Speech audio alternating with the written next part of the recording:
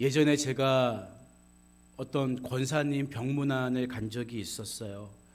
그런데 병상에 누워있던 그 권사님 말씀이, 목사님, 제가 이렇게 심하게 아파 보니까요, 병자에게 기도하라는 말이 잘 안 나와요. 이런 말씀을 하시는 거예요. 이분이 갑자기 왜 그런 말씀을 하시는가 조금은 당황스러웠죠. 집에 오는 길에 곰곰이 생각해 보니까 우리가 병들었을 때 기도하는 목적을 치유에만 두고 있기 때문은 아닌가, 그런 생각이 들었어요. 사실 기도해도 낫지 않는 경우가 더 많은데 자꾸 기도하라는 것이 가뜩이나 몸이 불편한 병자에게 스트레스를 줄 수 있다는 생각 때문이죠. 실제로 사모님이 말기암에 걸린 제 동기 목사님 말씀을 들어보니까 몇 년 동안 기도하라는 말씀 앞에 그렇게 마음이 무거워졌다는 이야기를 하더라고요. 아마 기도가 우리의 치유에만 목적을 두고 있다면 기도해도 낫지 않는 우리의 연약한 몸을 볼 때마다 마음은 무거워질 거예요. 여러분은 병뿐만 아니라 고난 가운데 기도하는 목적을 어디에 두고 기도하시나요? 물론 이 고난이 사라지고 질병이 낫는 게 가장 좋겠죠. 그러나 여러분, 고난 중에 기도하는 진짜 목적은 그 문제가 해결되는 데 있는 게 아니라 고난 중에도 나를 사랑하시는 하나님의 위로를 받기 위해서입니다. 고난 중에 마음의 평안을 빼앗기지 않기 위해서예요. 그래서 성경을 보면 아무것도 염려하지 말고 다만 모든 일에 기도와 간구로 너희 구할 것을 감사함으로 하나님께 아뢰라. 그리하면 모든 지각에 뛰어난 하나님의 평강이 너희 마음과 생각을 지키시리라. 이렇게 말씀하고 있는 거예요. 기도해야 고난 중에 마음의 평안을 빼앗기지 않을 수가 있는 것입니다. 열심히 기도하는데도 여전히 불안한 마음을 떨쳐버리지 못하거나 문제에 갇혀 사시는 분들이 계세요. 뭐가 문제일까요, 여러분? 열심히 기도하지 않았기 때문입니까? 더 간절히 구하지 않았기 때문입니까? 우리는 기도 외에 다른 답이 없다고 말씀하신 예수님의 이 말씀의 의미가 무엇인가를 잘 깨달을 필요가 있는 거예요. 오늘 우리에게 주시는 말씀을 통해 믿음으로 구하고 응답받고 어떤 상황 속에서도 마음의 평안을 빼앗기지 않는 여러분의 복된 삶이 되시기를 주님의 이름으로 축복합니다. 예수님이 변화산에서 내려오셨을 때 산 아래에서 한바탕 소동이 벌어지고 있었어요. 한 아버지가 귀신 들린 아들을 데리고 와서 고쳐주기를 구한 게 발단이었죠. 제자들이 예수님 없는 사이에 그 귀신을 쫓아내려고 애썼지만 다 허사였어요. 그러자 곁에서 팔짱을 끼고 가만히 구경하던 서기관들이 기다렸다는 듯이 제자들과 논쟁을 시작한 거예요. 아마 서기관들은 제자들을 향해서 야, 그런다고 귀신이 나가? 쓸데없는 짓거리 하고 있어. 시비를 걸었을 것이고, 여기에 발끈한 제자들이 아니야, 우리 예수님도 분명히 귀신을 쫓아냈어, 너희도 할 수 있다고 말씀했어, 반박하면서 논쟁이 시작되었을 거예요. 우리가 신앙생활 하다 보면 이와 비슷한 경우가 있죠. 사람들이 여러분에게 야 하나님 믿는다고 하면서 그렇게 주일날 열심히 교회 다닌다고 하는데 뭐 달라지는 게 있어? 기도한다고 병이 나? 정말 그래? 은근히 조롱할 때가 있어요. 그때마다 정말 보란 듯이 문제가 척척 해결되고 병자리에서 침상에서 벌떡 일어나면 좋겠는데 안 그럴 때가 더 많죠. 안 그럴 때가. 그때 여러분 어떤 마음이 드십니까? 나를 약 올리는 사람에게는 당연히 화가 나겠지만 속으로는 하나님, 제가 이렇게 열심히 주님을 믿고 기도도 진실한 마음으로 했는데 왜 응답 안 하십니까? 화 나요, 안 나요? 화날 때가 있어요. 아마 이 아버지 심정도 비슷했을 거예요. 귀신이 쫓겨나갈 줄 알고 아들을 데리고 왔는데 귀신이 쫓겨나가기는커녕 발작이 더 심해지고 귀신을 쫓아내지 못한 제자들과 서기관들이 자기 앞에서 논쟁하고 있어요. 기가 막히죠. 그때 마침 예수님이 산에서 내려오시니까 아이의 아버지가 예수님을 붙잡고 또 말합니다. 19절을 보면 내가 선생님의 제자들에게 내쫓아달라 하였으나 그들이 능히 하지 못하더이다 하소연하면서 귀신 들린 아들을 예수님, 당신이 좀 고쳐주세요, 부탁해요. 그러니까 예수님이 그 상황을 보시고 뭐라고 말씀하십니까? 믿음이 없는 세대여, 내가 얼마나 너희와 함께 있으며 얼마나 너희에게 참으리요. 책망하세요.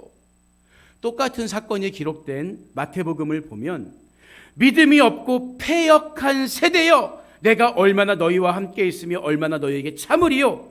패역하다고, 한층 강한 어조로 책망하셨다고 기록되어 있어요. 여러분, 그렇다면 여기서 믿음이 없는 세대, 마태의 기록대로라면 패역한 세대는 누구를 가리키는 걸까요? 물론 제자들과 논쟁을 벌이고 있는, 항상 예수님께 시비를 걸었던 서기관들이라든지 표적만 구하는 유대인들을 포함한다고 볼 수 있지만 구체적으로 제자들을 가리키는 거예요. 제자들. 왜냐하면 여러분 보세요. 하나님의 능력은 논쟁의 대상이 아니기 때문이에요. 하나님이 하시고자 하는 일이 논쟁거리가 될 수 있겠습니까? 그런데 귀신을 쫓아내야 할 제자들이 무기력한 모습을 보이니까 이게 논쟁거리가 된 거예요. 똑같습니다. 하나님은 사랑이십니다. 그 사랑을 실천해야 될 우리가 사랑의 분량대로 살지 못하면 정말 하나님 사랑 맞아? 이게 사람들의 논쟁거리가 되는 거예요. 누구에게 책임 있는 겁니까? 하나님 말씀에 순종하지 못한, 말씀을 받은 우리들에게 1차적인 책임이 있는 거예요. 그러니까 예수님이 화가 나신 거죠. 여러분 잘 보세요. 물론 우리 믿음의 분량과 상관없이 하나님의 계획과 하나님의 시간표대로 되는 일들이 있어요. 무슨 말이냐 하면 아무리 기도하고 간절히 원해도 하나님은 정하신 당신의 뜻대로 행하신다는 거예요. 가령 보름이면 갈 수 있는 가나안이었지만 하나님은 이스라엘 백성들을 훈련시키기 원하셨어요. 그러니까 40년 동안을 광야에서 연단받아야 했죠. 또 바울은 내 육체의 가시, 질병을 없애달라고 3번이나 간구했지만 하나님은 내 은혜가 너에게 족하다, 너 그래야 교만해지지 않을 수 있어, 들어주시지 않으셨다고요. 그러니까 우리 생각에는 이해가 안 될 수 있지만 그것이 가장 좋고 선한 길이기 때문에 하나님은 당신의 뜻대로 행하신다는 거죠. 이런 것들은 나의 믿음이나 간절함의 문제와 상관이 없는 거라는 거예요. 하지만 오늘 본문에서 제자들이 귀신을 쫓아내지 못한 것은 그런 이유 때문이 아니라 너희들의 믿음이 없기 때문이라고 예수님은 진단하셨다는 거예요. 실제로 제자들이 귀신을 쫓아내기 위해 어떤 방법을 동원했는지 우리는 알 수 없어요. 성경에 기록되어 있진 않기 때문에. 하지만 저는 기도도 했을 가능성이 크다고 봅니다. 그렇게 배웠으니까. 여러분, 하지만 중요한 것은 우리가 기도든 묵상이든 어떤 행위를 했느냐가 아니라 그 행위 속에 믿음이 있느냐, 믿음을 가지고 하느냐, 이게 중요하다는 거예요. 만약에 우리가 예수님을 믿노라고 하면서도 믿음이 부족해서 응답받지 못한다면 이게 너무나 안타까운 일 아니겠어요? 그 믿음이 나를 속이는 믿음 아니겠습니까? 예수님은 그런 의미에서 말씀하고 계신 거예요. 보세요. 사실 제자들은 믿음이 없다고 말할 수가 없어요. 왜 그렇습니까? 다른 사람들은 예수님을 인정하지 않았지만 적어도 제자들은 주는 그리스도십니다, 주는 하나님의 아들이십니다 고백했던 사람들이라고요. 그런데 왜 예수님은 너희가 왜 믿음이 이렇게 없느냐 책망하셨냐는 거죠. 어떤 믿음을 책망하셨냐는 거예요. 말씀드린 것처럼 제자들에게도 예수님을 주로 고백하는 믿음은 있었습니다. 쉽게 말하면 지적인 동의 수준의 믿음은 있었다는 거예요. 여러분에게도 저에게도 있습니다. 예수님이 누구십니까? 물어보면 기계적으로 그분은 하나님의 아들이세요. 그분이 행한 일이 뭡니까? 무리를 거르셨죠. 5천 명을 먹이셨죠. 심지어 죽은 자도 살리셨습니다. 고백하는 믿음이 있어요. 그러나 예수님의 이름으로 지금 당장 눈앞에 귀신을 쫓아낼 수 있는 믿음, 곧 지적인 믿음이 아니라 삶의 현장으로 이어지는 믿음이 제자들에게 없었다는 거예요. 예수님이 제자들에게 믿음이 없다고 책망하신 이유는 문제를 만나면 아무 쓸모없는 믿음을 갖고도 나는 스스로 믿음이 있는 자라고 여긴 제자들의 영적 무지함이었다는 거죠. 여러분, 나도 마찬가지예요. 우리가 이렇게 예배를 드릴 때에는 하나님은 천지를 창조하셨습니다. 예수님은 우리를 위해 죽으셨습니다. 그분은 능력이 많으십니다. 동의가 됩니다. 그러나 뭘 물어봐야 되는 거예요? 우리도 삶의 현장과 괴리된 지적인 믿음에만 머물고 있는 것은 아닌가? 똑같이 점검해 봐야 한다는 거죠. 그런데 이 믿음이 흔들리는 것은 비단 제자들뿐만이 아니었다고요. 귀신 들린 아들의 문제를 해결받기 위해 나온 아버지 역시 제한적인 믿음을 가지고 있었습니다. 본문 22절을 보니까 이 아버지가 예수님께 무엇을 하실 수 있거든 우리를 불쌍히 여기서 도와주옵소서 이렇게 요청해요. 여러분 잘 보세요. 아마 이 아버지는 예수님을 통해 많은 기적이 일어났다는 소문을 들어서 내심 기대하고 찾아왔을 것입니다. 그런데 신통치 않은 제자들 때문에 그 기대가 여지없이 깨져버린 거예요. 마음에 상처를 입은 거죠. 사람들은 누구나 기적을 바랍니다.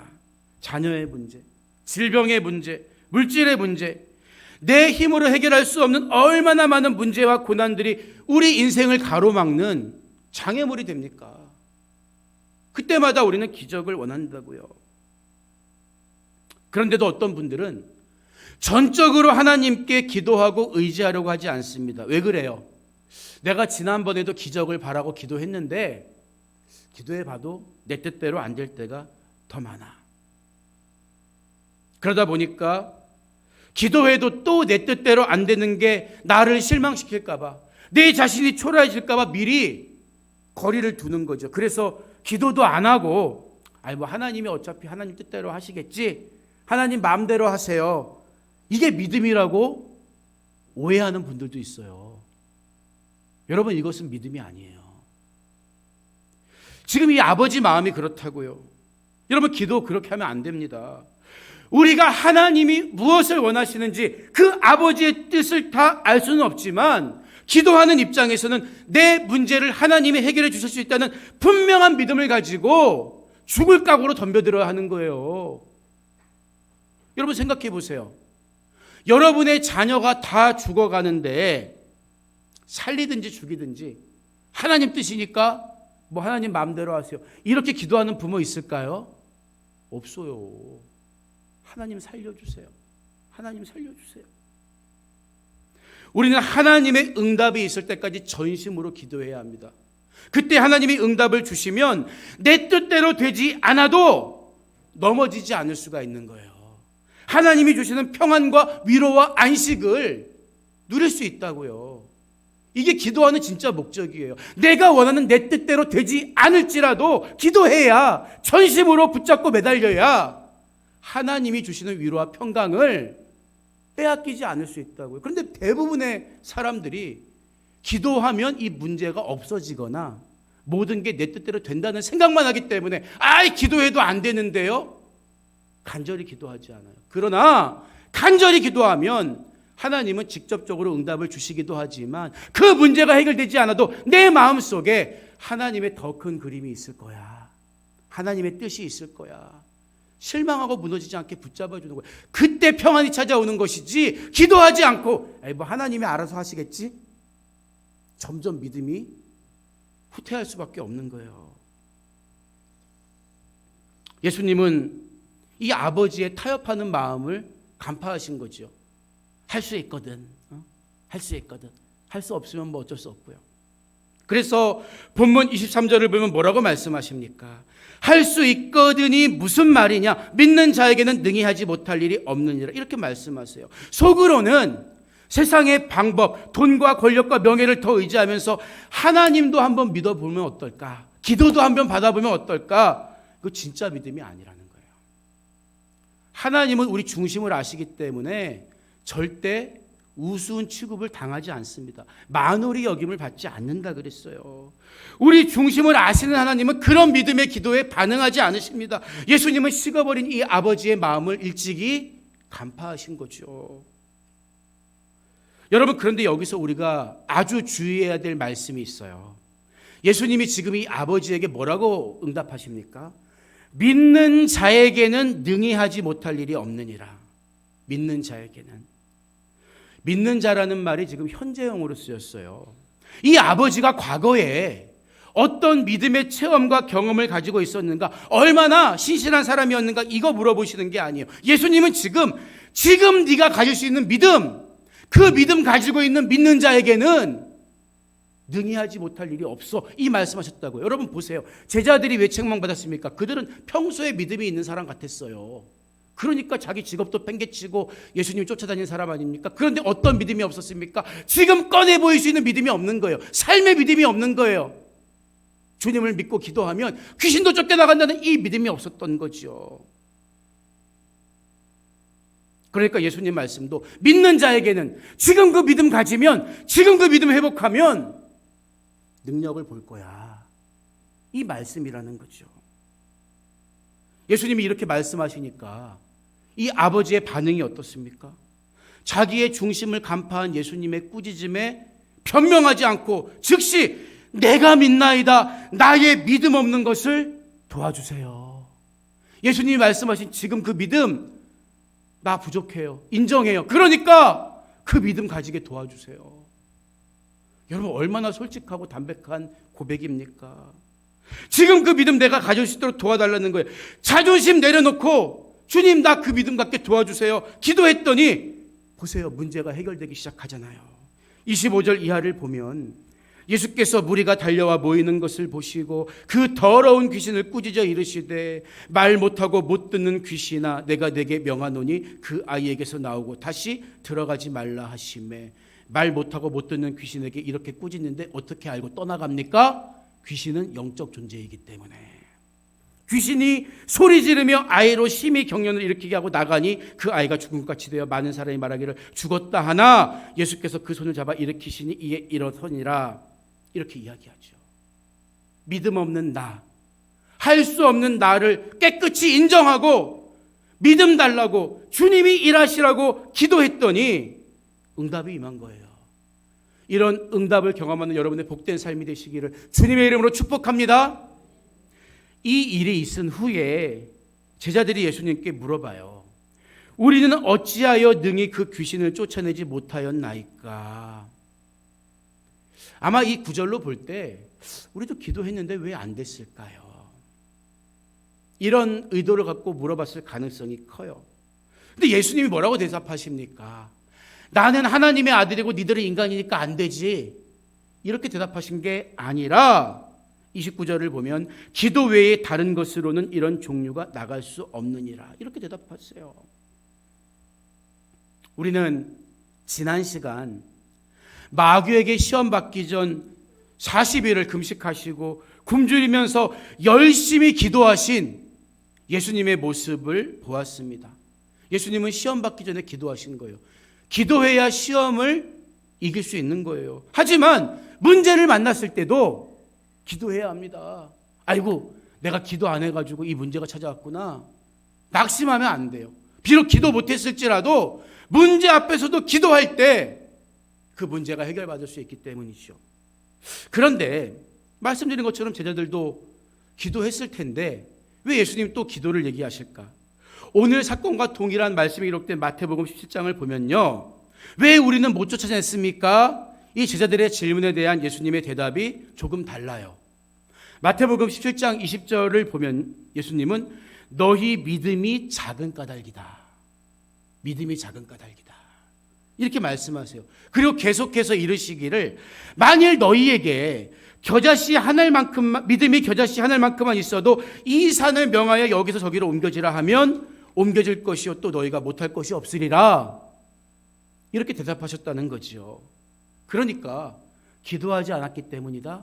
마가복음 말씀과 믿음이 없기 때문이다. 마태복음 말씀을 연결해서 보면 예수님은 그냥 우리 일반적인 기도를 말씀하신 것이 아니라 믿음의 기도, 하나님과 바른 관계로 맺어진 기도를 강조하셨다는 것을 깨달을 수가 있습니다.